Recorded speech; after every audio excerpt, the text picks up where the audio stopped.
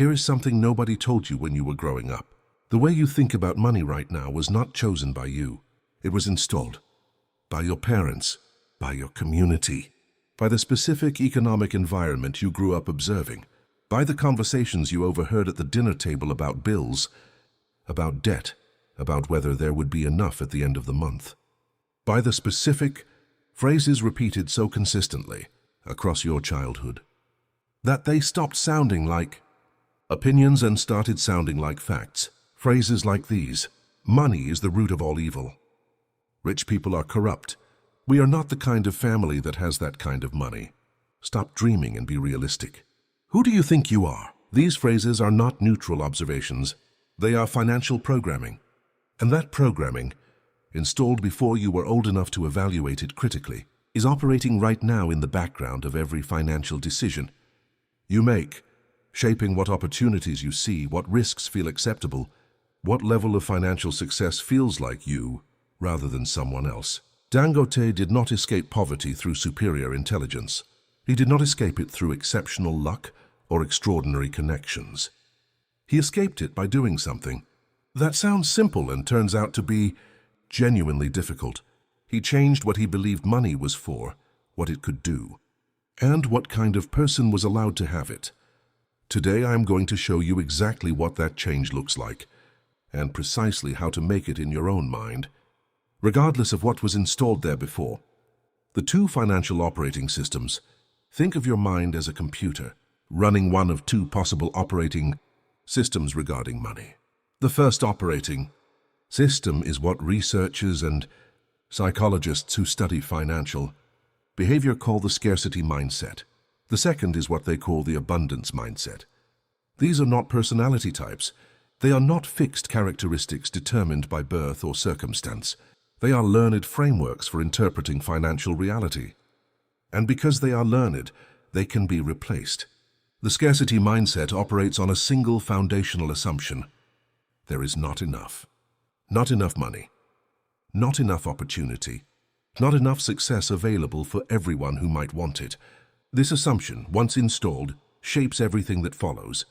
Every financial decision gets filtered through the question of how to protect what little exists rather than how to create more.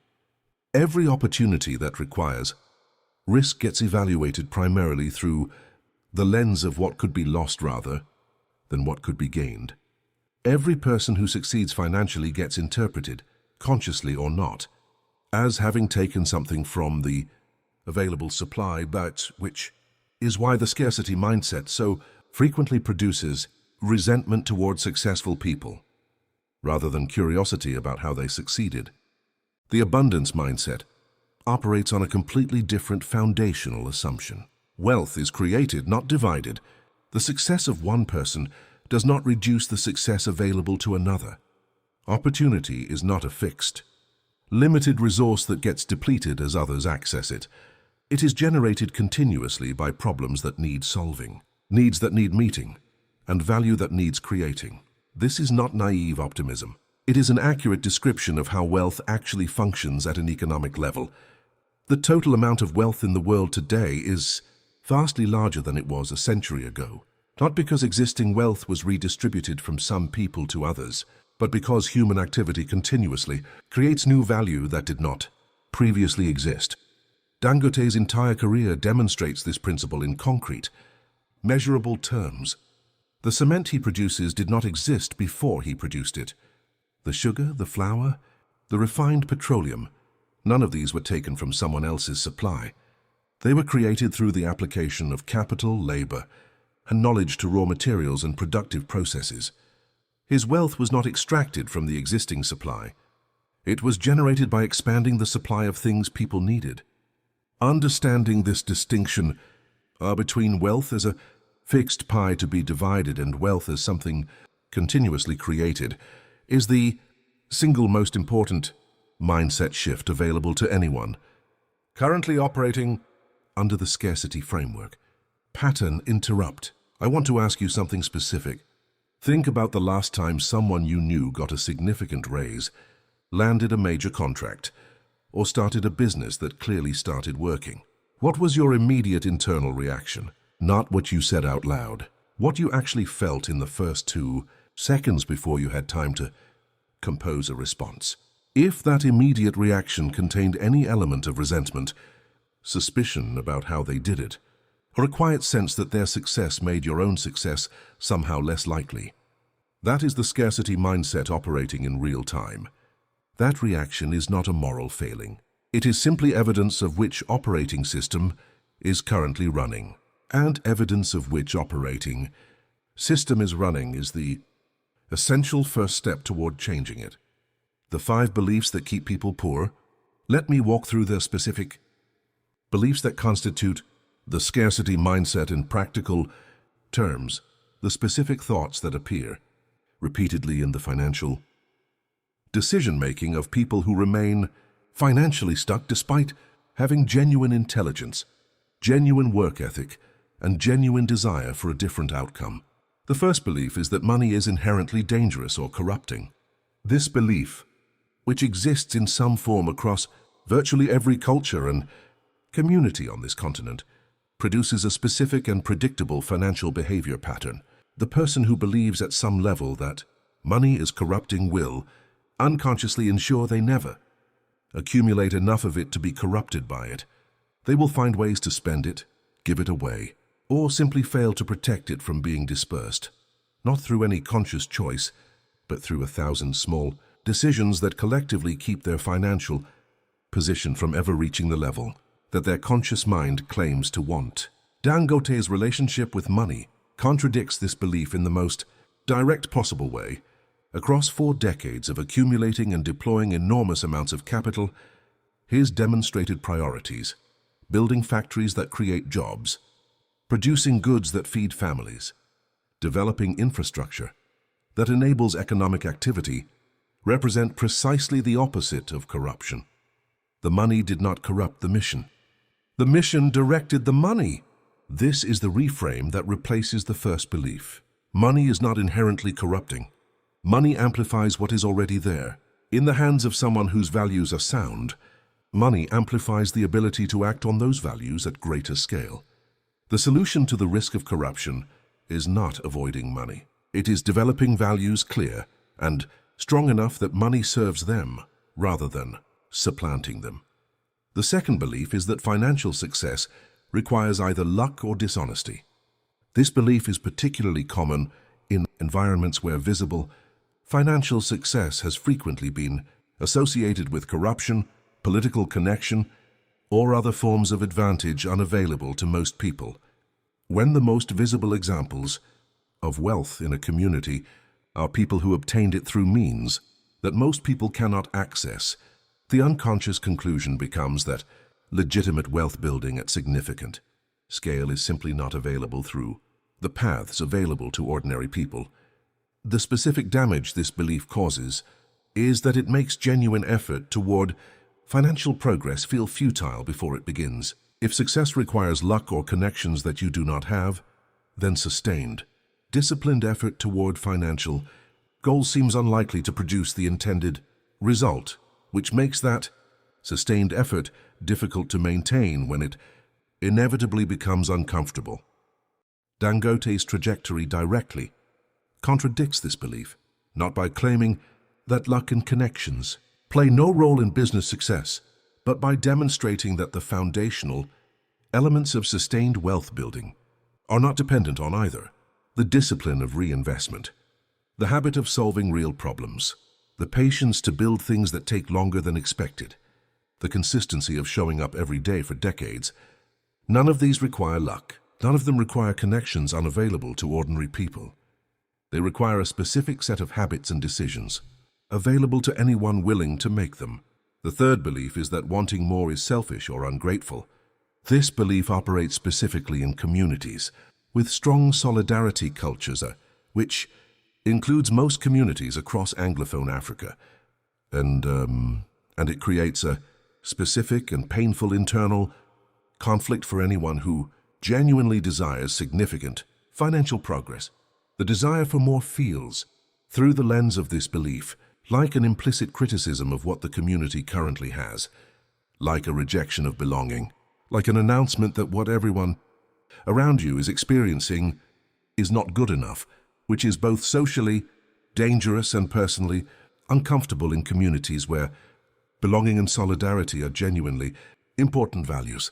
The specific reframe that resolves this. Conflict is not abandoning solidarity, values, but reinterpreting what those values actually require. Dangote's most significant contribution to his community is not any specific act of charity or philanthropy, though both exist. It is the 30,000 jobs that would not exist without the empire he built. It is the infrastructure that would not have been financed without the capital he accumulated. It is the example that demonstrated to an entire generation of African entrepreneurs that significant wealth building through legitimate means is genuinely possible on this continent. Wanting more is not selfish. Building something large enough to matter is the highest expression of solidarity available, because it creates value that extends far beyond any individual act of sharing from a limited personal supply. The fourth belief is that the timing is not right yet. This belief manifests as a perpetual deferral of financial action toward a future moment when circumstances will be more favorable, when income is higher, when obligations are lower, when the economy improves, when the children are older, when some specific precondition for beginning has been satisfied. The specific damage this belief causes is invisible precisely because it feels responsible rather than avoidant. Waiting for better conditions before beginning sounds like prudent planning. It feels like the opposite of impulsive, poorly considered action, but in practice it functions as indefinite postponement, disguised as preparation. And the conditions that would justify beginning always seem to be just slightly further in the future than the present moment. Dangote began with $3,000 in conditions that were objectively less favorable than the conditions most people reading this currently face. The Nigerian economy of the early 1980s presented more severe constraints, more limited infrastructure, more restricted access to capital, and more uncertain political stability than most African markets today. He did not wait for better conditions. He built within the conditions that existed. The fifth belief is that failure is permanent and defining. This belief is the one that most directly prevents people from taking the kind of action that produces significant financial progress, because significant financial progress almost always requires taking risks that carry the genuine possibility of failure. The scarcity mindset interprets failure as evidence about the person, confirmation that they were not meant to succeed, that they overreached, that they should have been more realistic from the beginning. This interpretation makes each failure not just a setback to be recovered from, but a data point about what is possible for this specific person, which means each failure reduces the willingness to attempt the next action that carries any meaningful risk. The abundance mindset interprets failure as information about the approach, specific, valuable feedback about what did not work in this specific instance, which can be incorporated into a revised approach that has a better chance of working. This interpretation makes failure genuinely productive rather than merely painful, which means each failure increases rather than decreases the competence available for the next attempt. Pattern interrupt. Here is a specific exercise I want you to do before the end of this video. Write down one financial action you have been meaning to take for more than 6 months but have not taken yet. Not a vague intention, a specific action. Open a savings account, start a trading activity, have a specific financial conversation you have been avoiding, make a specific investment you have been researching without committing. Now write down the specific reason you have not taken it yet. Look at that reason honestly. Is it a genuinely practical obstacle? A specific resource or condition that is genuinely not available? Or is it one of the 5 beliefs we just walked through, dressed in the language of practical constraint? Most of the time, the honest answer is the second one. The specific practices that replace the old operating system. Understanding the 5 beliefs is necessary, but not sufficient. Beliefs change through consistent action that contradicts them, not through intellectual understanding alone. Here are the specific practices that gradually replace the scarcity operating system with the abundance framework. The first practice is deliberate exposure to examples that contradict the limiting belief. The scarcity mindset is partially sustained by the specific examples that are most visible and most frequently encountered. If the most visible examples of wealth in your immediate environment were obtained through corruption or luck, that visibility continuously reinforces the belief that legitimate wealth building is not genuinely available. Deliberately and consistently exposing yourself to examples that contradict this through the reading habit discussed in the previous video, through seeking out documented stories of people who built genuine wealth through sustained effort and sound principles, gradually populates your mental library with competing examples that make the abundance framework feel more realistic and personally applicable. The second practice is the language audit. The specific language used to describe your financial situation both reflects and reinforces the operating system running beneath it. Phrases like "I can't afford that" reflect and reinforce the scarcity framework. Phrases like "that's not a priority right now" reflect and reinforce the abundance framework, because one describes a permanent condition and the other describes a current choice. Auditing the specific language you use to describe your financial situation and replacing scarcity language with abundance language wherever it appears is not merely cosmetic. It gradually shifts the underlying framework that the language is both reflecting and reinforcing. The third practice is starting before you feel ready. The abundance mindset is not something you develop in advance of taking financial action and then apply to that action once it is sufficiently developed.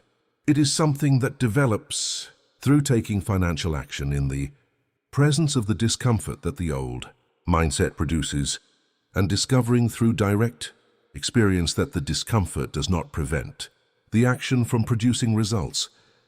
Every time you take a specific financial action despite the discomfort produced by the old operating system, opening the account despite the anxiety, making the investment despite the fear, having the conversation despite the avoidance, you are accumulating direct, personal evidence that the scarcity framework's predictions about what will happen are not accurate.